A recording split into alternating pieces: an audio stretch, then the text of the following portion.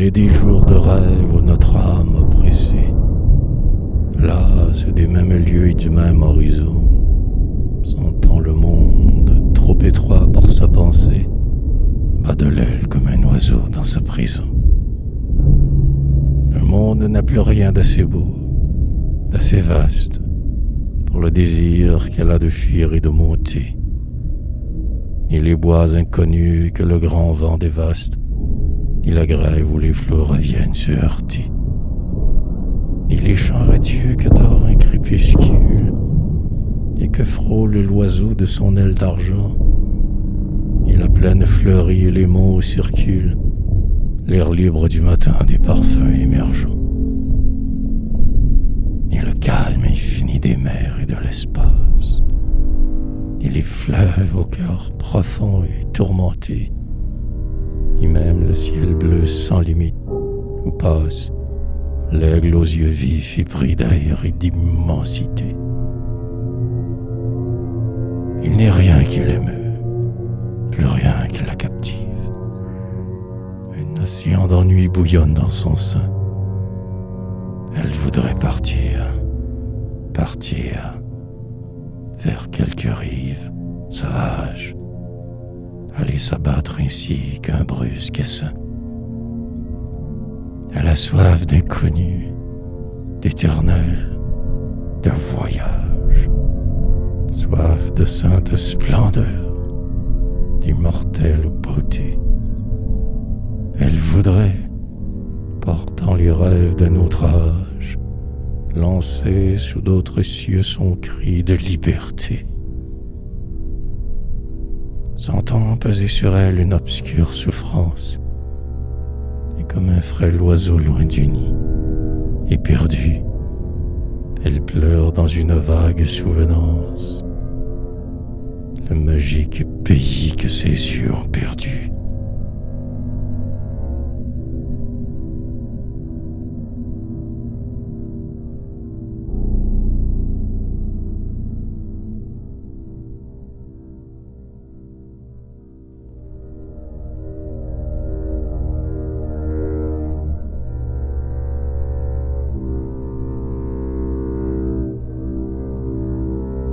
Ô toi dont l'humble vie est faite de misère, dont les sinistres yeux ont des larmes sans fin, toi que le deuil retient comme un aigle en ses serres, toi dont l'âme a la haine et l'estomac a la faim.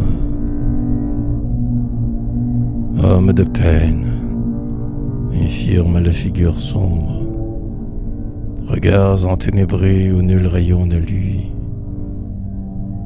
lugubre vagabond du noir chemin de l'ombre, ô fantôme traînant des loques avec lui,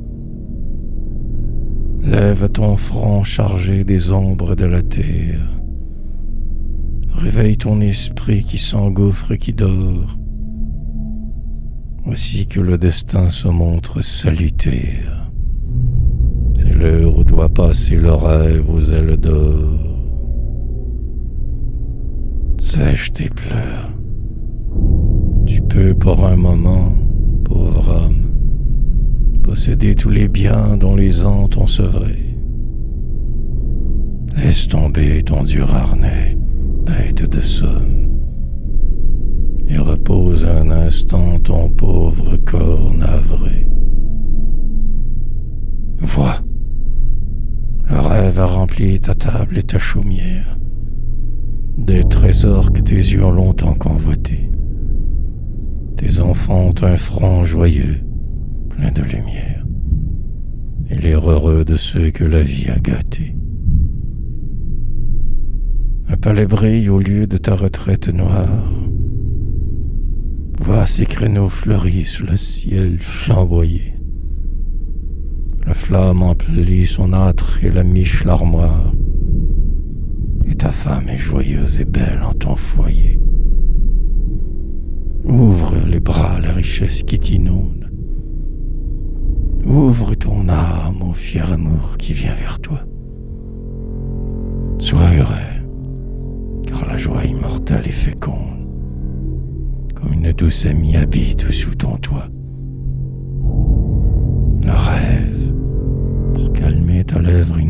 vie, dans la coupe des soirs te verse sa liqueur. Bois, tu pourras enfin, oublieux de la vie, croire que l'amertume a déserté ton cœur.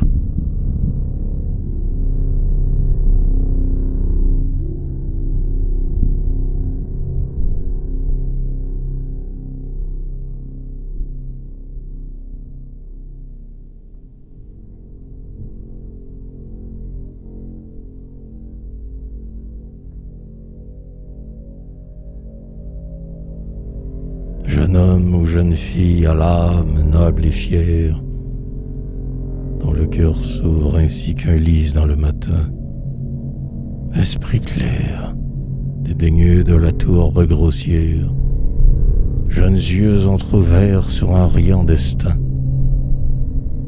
Je te vois, ô jeune homme amoureux de la vie, sur un livre entr'ouvert rêver et soupirer. Je te vois, promenant parfois un œil d'envie sur les couples qui vont dans les grands parcs errés. Ton regard curieux sonde l'air inconnu, pour lequel tu sens ton rêve s'enflammer. Et ta jeunesse appelle instamment la venue de l'heure où tu seras atteint du mal d'aimer. Mais ne va pas semer ton âme miette à miette à travers les sentiers qui captivent tes pas. Les volages d'amour la rendent incomplète. Garde-la pour le grand amour qui ne meurt pas. Et si tu veux savoir où le bonheur se cache, prends la route qui va vers les champs frais et verts. Tu verras un toit gris où le lierre s'attache, et sur le matin bleu des volets entr'ouverts. Puis, va plus près, approche de ce nid, pénètre par la barrière que nul gardien ne défend. Tu verras, dans l'embrasure de la fenêtre, une mère penchée auprès de son enfant. La maison rit parmi les arbres et les cendres. L'homme chante, et sitôt que s'entr'ouvre l'auvent, les enfants vont danser leurs rondes innocentes. Médite ce bonheur, ô jeune homme, en rêvant. Ne suis pas le troupeau des errants de ce monde qui bâillent leur tristesse à la face des cieux. Cherche la paix, ébauche en ton âme profonde le rêve d'un foyer clair et silencieux.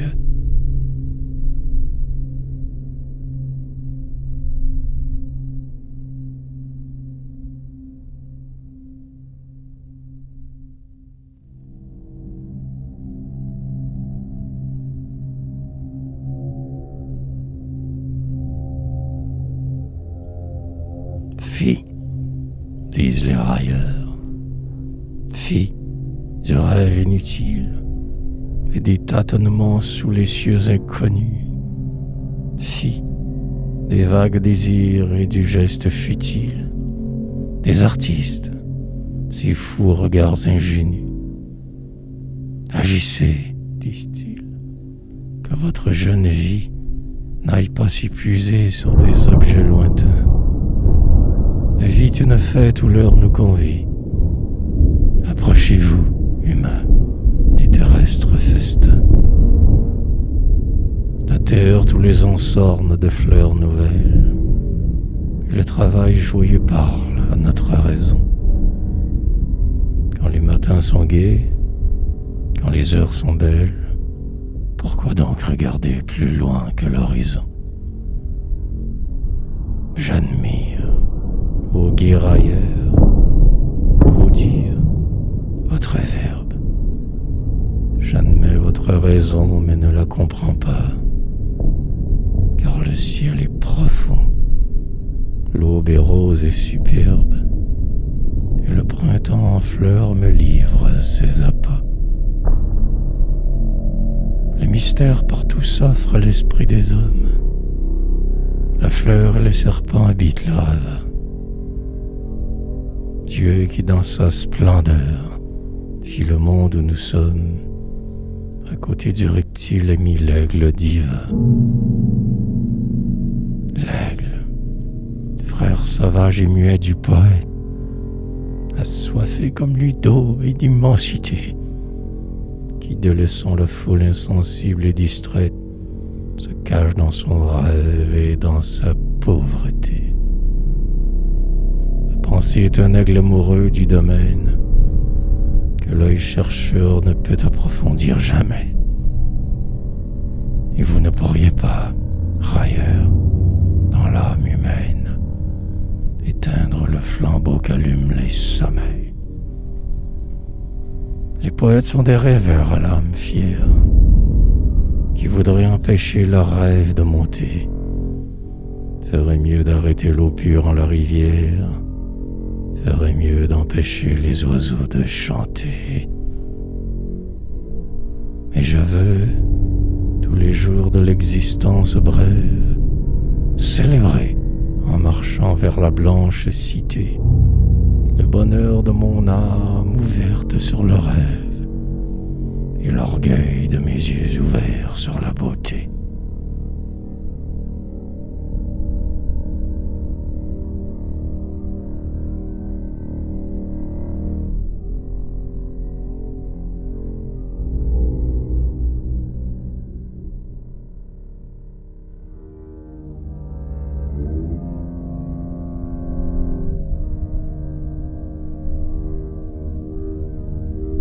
Un reflet étrange brille dans vos prunelles, ô jeune femme, et votre regard est troublant. Votre grâce est fondue en pose maternelle, et je vous vois rêver auprès d'un berceau blanc. De rubans vaporeux, de gaze, de dentelle, vous avez fabriqué le petit nid humain. Votre enfant vous sourit et votre joie est telle qu'il vous semble qu'il tient votre âme dans sa main. Son front rose est pareil au front rose des anges. Sa chair le duvet d'un fruit délicieux. Ceux qui peuvent le voir dormir entre ses langes ne savent pas s'il est de la terre ou des cieux. Cependant qu'il sommeille en son petit lit rose, sur lui votre beau front se penche doucement, mais vos lèvres parfois s'ornent d'un pli morose, et dans vos yeux des pleurs surgissent lourdement. Car l'avenir paraît insondable mystère, abîme où vont sombrer nos forces et nos jours. Vous dites: sera-t-il un heureux dans la terre qu'un succès éclatant accompagne toujours? Oh mon fils, mon enfant, aux fleurs de ma pensée, quelle sera sa part dans ce monde inconnu? Son âme sera-t-elle en son rêve blessé? Serait-il adulé? Sera-t-il méconnu? Et vous rêvez pour lui tous ces biens que l'on nomme: gloire, plaisir, honneur, richesse, amour humain. Ces mots sont superflus. Rêvez qu'il soit un homme qui croit que le plus beau coin de terre est le sien. D'un passé glorieux, soyez l'humble gardienne. Le vrai bonheur ne peut s'acheter qu'à ce prix. Rêvez pour votre enfant une âme canadienne. Rêvez que votre fils adore son pays.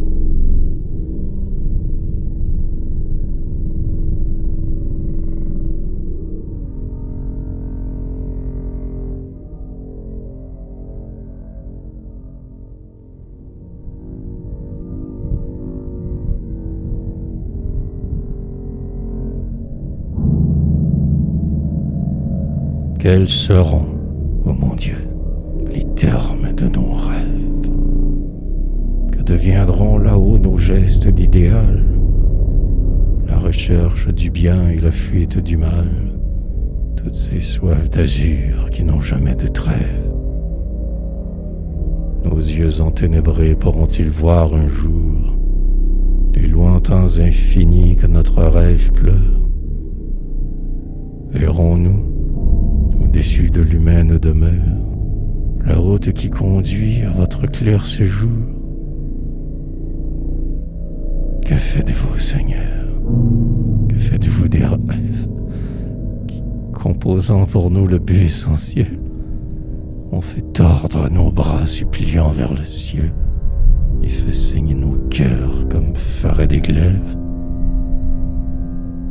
Faut-il qu'enveloppés de deuil et de rancœur, ainsi que des oiseaux captifs dans leur volière, ils ne puissent jamais vibrer dans la lumière et meurent prisonniers au fond de notre cœur? Pour avoir recherché la beauté de la rime et caressé la strophe en ses nobles contours, pour avoir célébré la terre et ses atours, pour avoir eu le cœur brûlé d'amour sublime, la nuit dévorera mon livre au teint pâli, et la haine viendra s'attacher à mon ombre. Soit, j'accepte, mon Dieu, cette défaite sombre de mon rêve stérile expirant dans l'oubli. Mais faites quand la mort ma pauvre âme meurtrie sente que mon pays monte, vaillant et beau, et que je vois au moins du fond de mon tombeau les ailes de la gloire